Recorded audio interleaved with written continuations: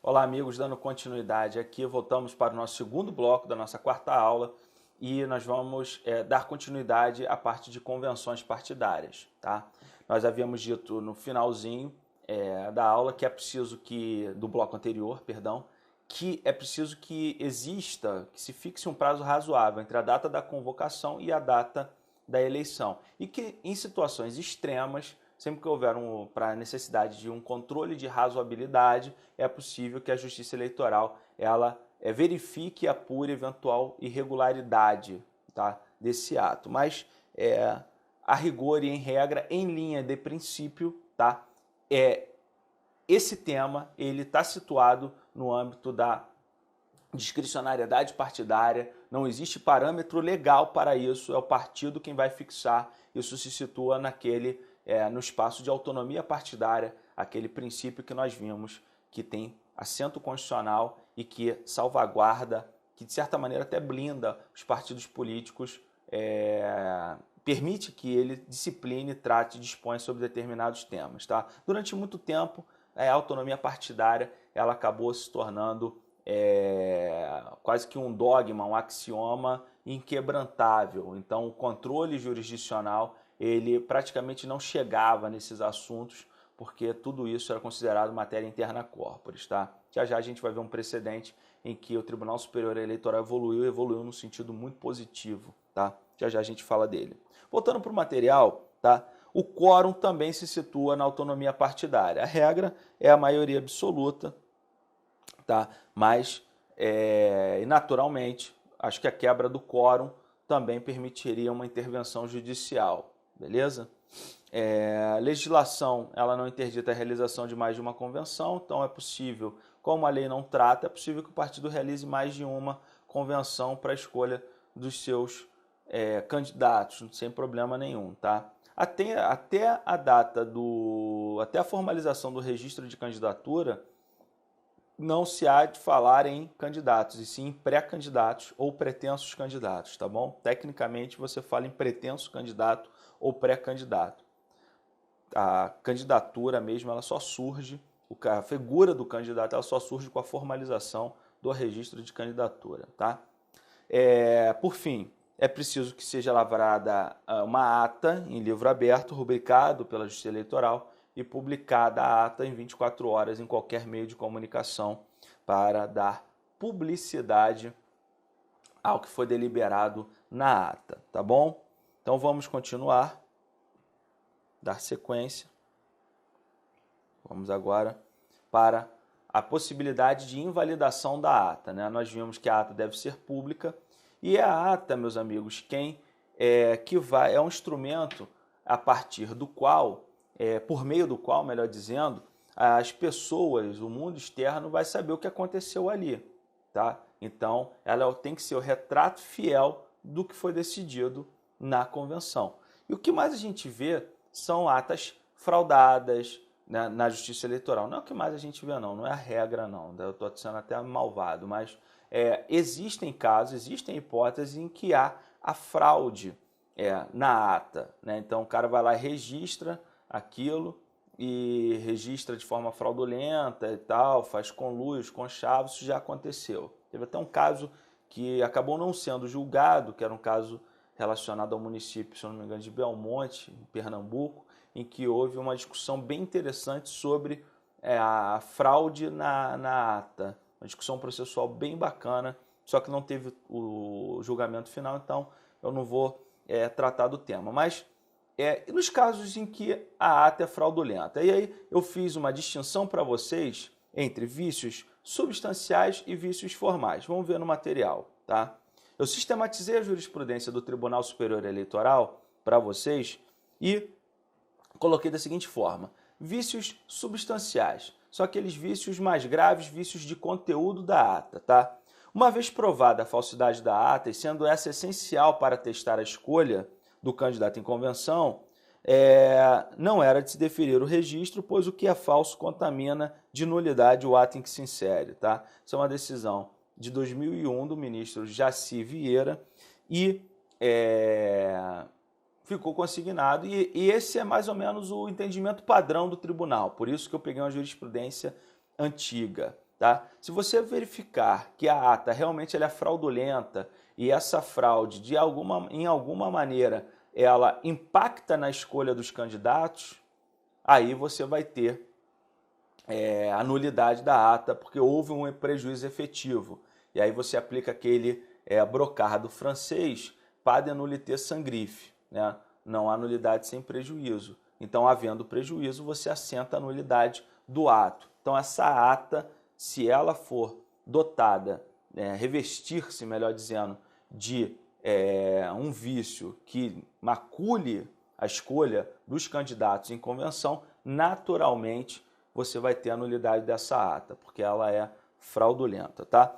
No entanto, se os vícios forem meramente formais, é possível e é permitido pela jurisprudência do Tribunal Superior Eleitoral que haja a correção ou a supressão do vício.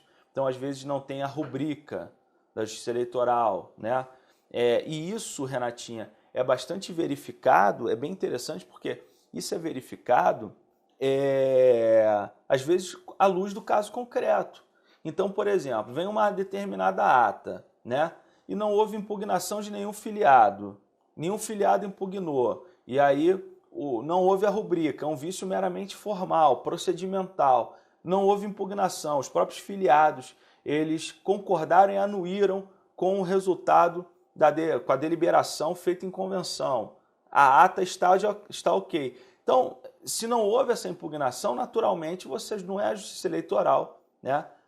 Com base em filigranas estéreis, que vai assentar a nulidade da ata, tá ok? Até porque isso é gravíssimo, você, Justiça Eleitoral, invalidar uma ata. Então, por isso que tem que ser em hipóteses muito extremas, de vícios realmente que maculem a escolha dos candidatos, vícios que comprometam aquela escolha livre dos candidatos. Se a vontade dos filiados não foi respeitada por algum ardil, por algum conluio, naturalmente é preciso que se assente a nulidade, tá ok? Então, vamos voltar lá, Renatinha. Então, nós vimos aqui vícios substanciais e vícios formais, ok? Vícios substanciais, a nulidade pode ser assentada. Em vícios formais, como por exemplo, falta de uma rubrica, etc., não vai haver a nulidade, é possível que se corrija o erro, que se suprima a irregularidade, beleza? Pois bem, então, fechada a invalidação da ata, vamos agora tratar de um assunto dos mais caros, que eu mais gosto, que é a dissolução de convenções. Então, a dissolução das convenções, também chamada de anulação das convenções, intervenção nas convenções, ela está prevista no artigo 7º, parágrafo 2º da Lei das Eleições, e aí eu coloquei os dois requisitos que são imperiosos, tá, para que haja dissolução, e eles precisam estar preenchidos de forma cumulativa. É preciso que ocorra, meus amigos, o preenchimento cumulativo, a presença desses dois requisitos para que haja a dissolução de uma convenção. Então, o primeiro deles, tá? Lembrando que quando a gente fala de dissolução, não é dissolução pela Justiça Eleitoral, não. Você vai ver agora quem é que pode dissolver, tá? Já já a gente vai ver se o Judiciário pode ou não pode intervir nessa seara, nessa esfera. Então, vamos lá, tá? Pressupostos para dissolução. O primeiro pressuposto, tá, é o órgão de nível inferior se opor, quando ele se opuser às diretrizes legitimamente estabelecidas pelo órgão de direção nacional, nos termos do Estatuto. Então, se o diretório regional, no âmbito dos estados, ou o diretório local, no âmbito dos municípios, ele se opuser às diretrizes, aos mandamentos estabelecidos pelo diretório nacional, está presente o primeiro pressuposto para a intervenção naquele diretório, tá ok? Segundo requisito que deve estar preenchido, são requisitos, repito, cumulativos, tá? É o órgão de direção nacional quem detém a prerrogativa de intervir, de dissolver a comissão, o diretório regional, a convenção feita pelo diretório regional. Então, meus amigos, como nós falamos, são dois os requisitos para a dissolução de um diretório, de uma convenção local ou regional. A primeira delas, qual é? O órgão, a instância inferior, ela se opor as deliberações, as diretrizes, as metas estabelecidas em âmbito nacional, pelo Diretório Nacional, nos termos do Estatuto. E a segunda, é o próprio Diretório Nacional quem procede à intervenção, tá? Então, isso são os dois requisitos, são os dois pressupostos materiais para que haja a intervenção, tá ok? Frazão, o diretório regional pode intervir no diretório local? Não, não pode. Quem disse isso, Frazão? A lei e a jurisprudência. Então vejam, continuando aqui, avancei, tá? Olha a jurisprudência sobre a intervenção que eu coloquei para vocês. Ministra Luciana Lócio, caso recente, mas essa é uma jurisprudência também antiga. A norma de regência somente prevê a anulação de convenção, a norma de regência a que ela se refere é o artigo 7º, parágrafo 2º, tá? A norma de regência somente prevê a anulação de convenções que se opuserem à orientação do órgão de direção nacional, cabendo a este, o órgão de direção nacional, de forma exclusiva, meus amigos, olha aí, ó, declarar a nulidade do referido ato. Então veja você, nessa decisão, a ministra Luciana Lócio, ela resumiu e sistematizou os pressupostos. A norma de regência somente prevê a anulação das convenções que se opuserem à orientação do órgão de direção nacional. Frazão, me dá um exemplo? Dou um exemplo. Tá? Vamos pegar, sei lá, o PSOL, tá? Então, o PSOL, digamos que o PSOL ele tem uma diretriz, Renata, que ele diga o seguinte, olha, lá na direção nacional vem falar, o PSOL, ele não se filia com o PSDB, não pode se filiar no PSDB. Aí vem a convenção, o diretório municipal, e aí fala assim, pô, meu irmão, vamos, né, pessoal de São Paulo, diretório local, comissão provisória, na maioria dos casos é comissão provisória. Comissão provisória fala assim, pô, o João Dória tá na crista da onda, meu irmão, então a gente tem que tirar uma onda, vamos colar no João Dória, né? Então, ele vai lá e se filia ao João Dória, ao PSDB, né? Então, é possível que o Diretório Nacional, como houve o descumprimento de uma diretriz, tá, legitimamente estabelecida no âmbito do respectivo estatuto, e aí, em razão disso, ocorre a dissolução da convenção em âmbito municipal. Lembrando que essa dissolução ela tem que ser levada a efeito pelo Diretório Nacional, tá ok? Então, voltando rapidamente, só mais uma vez, rapidinho aqui, que eu estava falando da decisão da ministra Luciana, que ela é precisa. Esse trecho dela foi de forma lapidar, né? Como só ia ocorrer, né, com as decisões da ministra Luciana. Então, tá aí, ó, convenções que se opuserem. E aí, cabendo a este, ou seja, ao Diretório Nacional, de forma exclusiva, declarar a nulidade do referido ato, tá?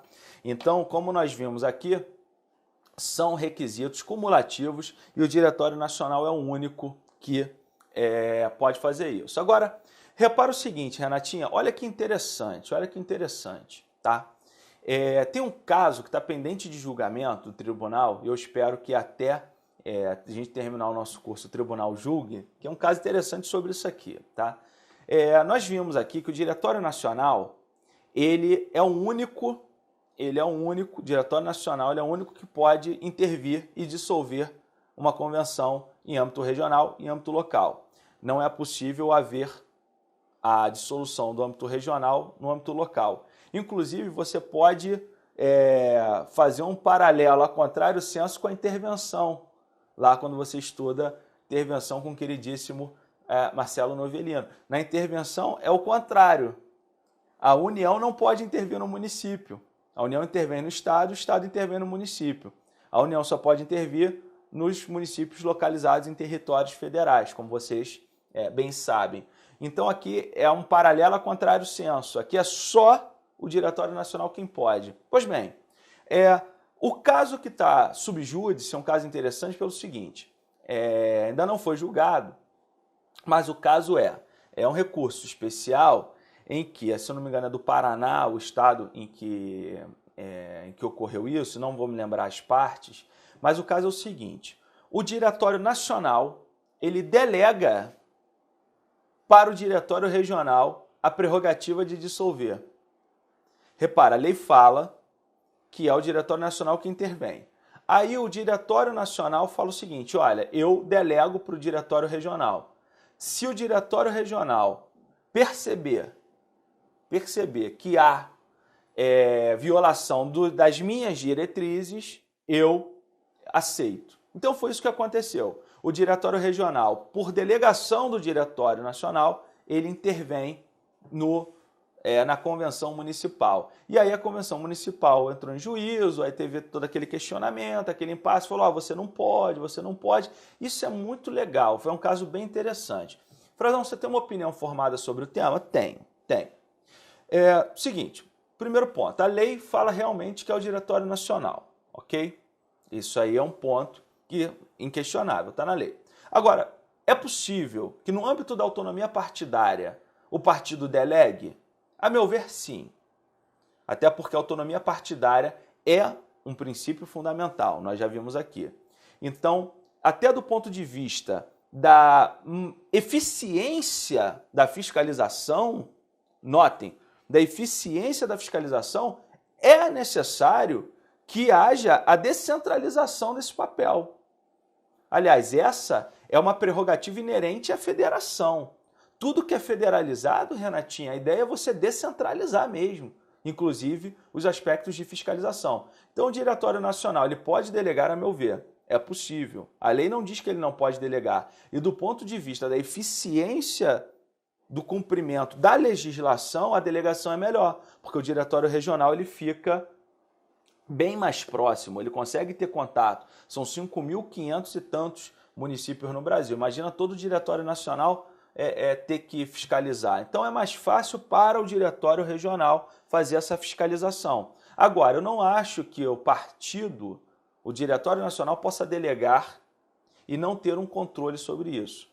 E aí é que vem a singularidade. É preciso que, a meu ver, o Diretório Nacional, ao delegar para o Diretório Regional, que o Diretório Regional, a partir do momento que ele proceda à dissolução, que ele informe, ato contínuo, ao Diretório Nacional, que tem a prerrogativa de falar em última palavra. Então, ela é uma delegação, porque fica mais fácil a fiscalização, porém o Diretório Regional, ele comunica e a última palavra sobre o assunto é a do Diretório Nacional, que pode anuir ou pode reverter a dissolução levada a efeito pelo Diretório Regional. Entenderam? Então, eu acho que essa é a solução intermediária, porque, ao mesmo tempo, ela consegue otimizar a fiscalização do cumprimento das diretrizes legitimamente estabelecidas pelo Diretório Nacional, delegando. Ao mesmo tempo, você não enfraquece a lei e, terceiro, você não dá um poder absoluto aos diretórios regionais. Essa palavra, a última palavra, sempre vai recair, sempre vai ficar a cargo do Diretório Nacional, porque ele dissolve, mas ato contínuo ele comunica o partido, o Diretório Nacional da Agremiação, para que ela resolva definitivamente sobre a dissolução levada a cabo pelo Diretório Regional, entenderam? Então, acredito que essa seja a melhor solução, não necessariamente vai ser a solução do TSE, não sei se ele vai ficar... Mas é bem legal o caso, não vou contar o relator não, tá? Então, voltando lá para o material, Renatinha, voltando lá para o material. Então, nós vimos aí a jurisprudência da ministra Luciana Lócio, e aí o artigo 7º, parágrafos 3º e 4º, tá? Eles impõem que a comunicação seja feita à Justiça Eleitoral, no prazo de 30 dias após a data limite para o registro de candidatura, e aí se da invalidação resultar a necessidade de se registrarem novos candidatos, haverá o requerimento de novas candidaturas no prazo de 10 dias seguintes à deliberação invalidatória, desde que observe o prazo de 60 dias antes do pleito. Está lá no artigo 13 esse prazo, no caso das eleições proporcionais, artigo 13 da Lei das Eleições, tá bom? Então, nós temos aqui essas duas outras regrinhas. Geralmente isso aqui, quando é cobrado em provas objetivas, tá bom? E aí você tem que gravar realmente o texto da lei, tá? Mas em provas discursivas eu não tenho visto questões assim tão decorebinhas, tá? Então toma muito cuidado. Ontem, inclusive, estava dando aula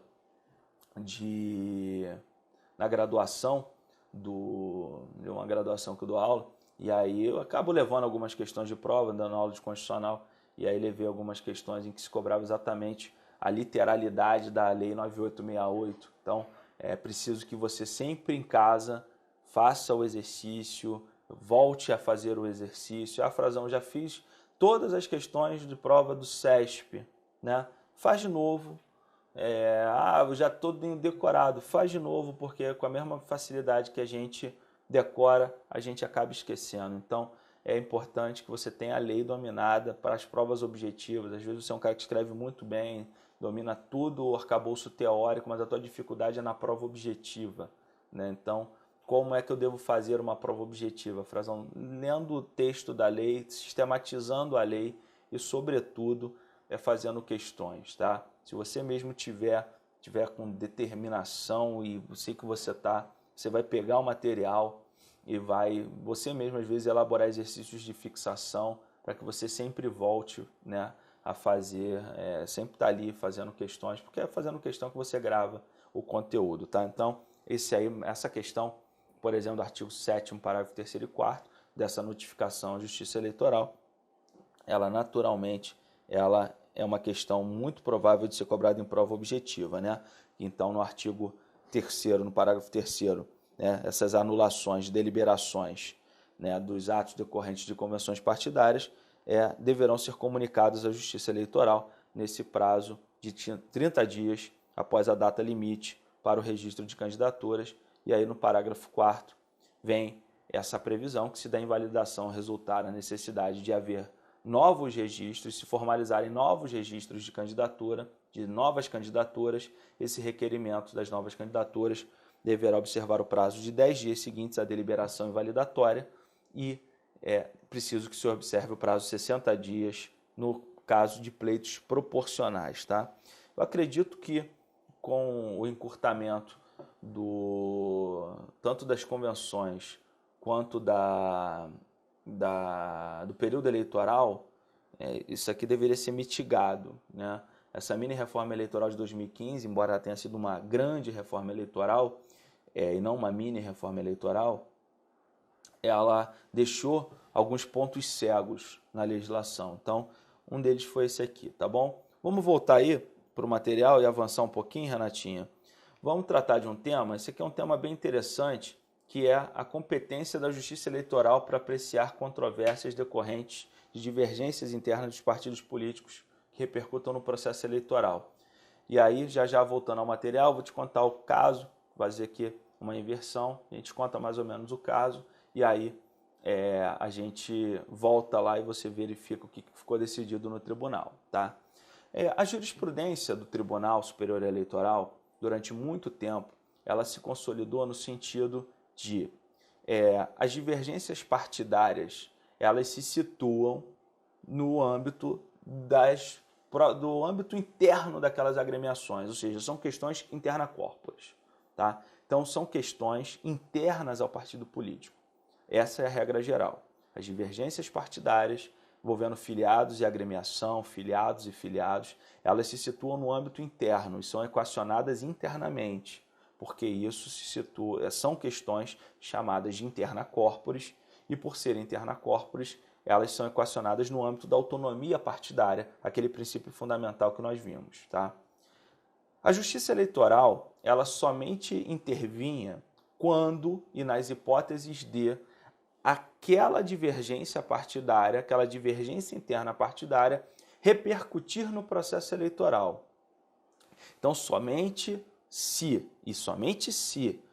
houvesse um impacto no processo eleitoral é que haveria a intervenção da Justiça Eleitoral, tá? Isso, inclusive, era o marco da competência, tá? Questões partidárias, regra geral, eram competência da Justiça Comum e, se impactasse no processo eleitoral, aí sim a competência seria da Justiça Eleitoral. Isso já foi decidido por conflito de competência na STJ, a regra era essa. Qual o fundamento dessa jurisprudência? Como os partidos políticos são associações civis, são espécies de associações civis, né? Então, a competência para tratar dessas questões partidárias recaía sobre a Justiça Comum, tá? Porém, apesar de serem associações civis, espécies de associações civis, se impactasse o processo eleitoral, a competência seria da Justiça Eleitoral. Tá? Processo eleitoral aqui entendido num sentido estrito, que começa com as convenções partidárias, que tem como início as convenções partidárias. Então, em havendo nas convenções uma determinada controvérsia que impactasse nas eleições, como, por exemplo, a discussão sobre a formação ou não de coligações partidárias, a competência seria da Justiça Eleitoral, beleza? Então, essa jurisprudência iterativa, esse era o panorama geral. O que aconteceu ano passado? Alguns casos, e entrou um mandado de segurança no Tribunal Superior Eleitoral, petraram um mandado de segurança no Tribunal Superior Eleitoral, discutindo uma dissolução de uma comissão provisória. Tá? Um determinado município, se eu não me engano, da Paraíba, pô, tô com uma dor no ombro, doeu agora aqui quando eu levantei. Idade chegando, Renatinho, então a gente vai ficando velho. Então, ficando velho aí fica tudo ruim, né? Mas então, voltando. Então, foi impetrado um mandado de segurança perante o Tribunal Superior Eleitoral porque houve a dissolução de uma convenção partidária, né? de uma comissão provisória. Houve uma destituição de uma comissão provisória em âmbito municipal. Por quê? Porque ela, segundo foi alegado, né, ela inobservou as diretrizes impostas lá pela direção nacional. Na verdade, o que aconteceu? Os caras se coligaram com quem não deveria e houve a dissolução. Pois bem, só que ao dissolver, não só dissolveu a convenção, mas também dissolveu a comissão provisória. Então, essa comissão provisória, ela convencionou, formaram uma determinada coligação, o Diretório Nacional ficou sabendo, não gostou, em vez de só dissolver a convenção, foi lá e dissolveu também a comissão provisória e nomeou outra, escolheu os membros, etc. Então, que era a segunda comissão provisória, era aquela que ia fazer tudinho que o Diretório Nacional queria. Pois bem, a primeira comissão provisória impetra o mandado de segurança, a primeira comissão provisória a que foi dissolvida, impetra o mandado de segurança e diz, olha, houve uma arbitrariedade. A gente foi dissolvido sem devido processo legal, sem ampla defesa, sem contraditório, né, sem um motivo legítimo, simplesmente porque a gente deliberou aqui, né, formar uma coligação com A, B e C. Então isso foi parar no Tribunal Superior Eleitoral. E aí esse processo caiu com o ministro Fux, e aí eu vou pedir para que vocês voltem ao material.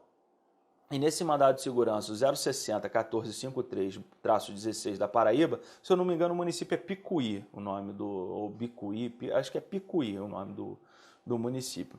Nesse mandado de segurança, ele já está citado nos manuais, tá? O professor José Jairo e meu querido também amigo, o professor Rodrigo Lopes Ilho, também já, no manual dele, também já estão lá tratando do tema. Tá? O que ficou consignado nesse mandado de segurança, que foi dada a decisão monocrática e depois referendada por 7-0 no plenário, foi assentar a competência da Justiça Eleitoral para apreciar controvérsias internas de partido político, tá? Sempre que delas advierem reflexos no processo eleitoral. E aí o ministro Fux prossegue dizendo que essa circunstância que mitiga o postulado fundamental da autonomia partidária, a teor do artigo 17, parágrafo 1º da Constituição, cânone normativo invocado para censurar intervenções externas nas deliberações das entidades, o qual cede terreno para maior controle jurisdicional. Aí a gente já vai avançar para a segunda parte da decisão. Então, o que nesse ponto ficou decidido? Primeiro ponto, questão de competência, tá? O Tribunal Superior Eleitoral, ao enfrentar o tema, ele assentou a competência dele para apreciar as questões partidárias, para resolver as questões internas de partido político. Então, falou que não era mais competência da Justiça Comum. Aí você fala, Frazão, na decisão está dizendo que só já que divierem reflexos no processo eleitoral. Se vocês tiverem a curiosidade de olhar a ementa desse julgado, eu não separei toda a ementa porque é grande, mas na ementa e na decisão, o TSE assentou que qualquer discussão partidária ela tem impactos no processo eleitoral. Tá? Nessa daqui especificamente, o ministro Fux foi no princípio da anualidade eleitoral e estabeleceu como marco a anualidade eleitoral. Disse o seguinte, olha, se a controvérsia partidária ela ocorrer até um ano antes da eleição, isso impacta no processo eleitoral.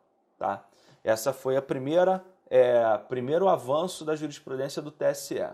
Então, assentou a competência dele, TSE, e, no geral, dela, Justiça Eleitoral, para apreciar o feito. Tá ok? Questões partidárias. Então, isso ficou decidido nesse primeiro momento. Nesse MS, o que ficou decidido foi, o marco era, se acontecer um ano antes da eleição, a gente já tem competência da Justiça Eleitoral. Nas demais hipóteses, ficaria para a Justiça Comum. Tá? Então, é isso. Esse é o primeiro tema que ficou decidido, foi a questão da competência.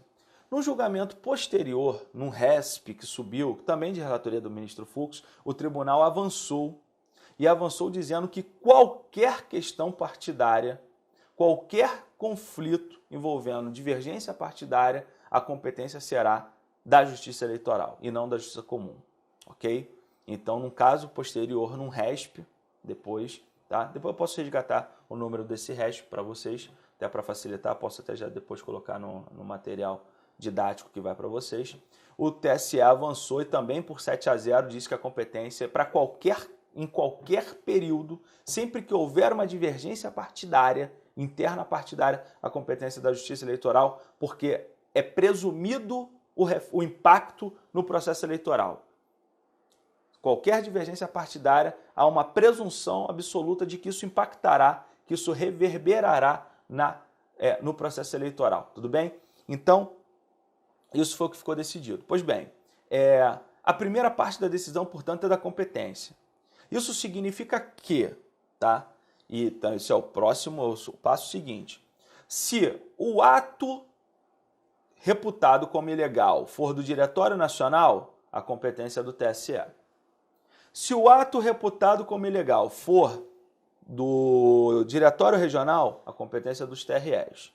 E se o ato reputado como ilegal for de uma comissão provisória de um diretório municipal, a competência do juiz local, do juiz eleitoral local, tá ok? Então, essa é a primeira parte da decisão, é a parte que se refere à competência. Tudo bem, meus amigos? Então, nós já avançamos um pouquinho aqui nos minutos, vamos para o intervalo e na volta a gente continua a análise dessa jurisprudência aqui. Abraço, até daqui a pouco.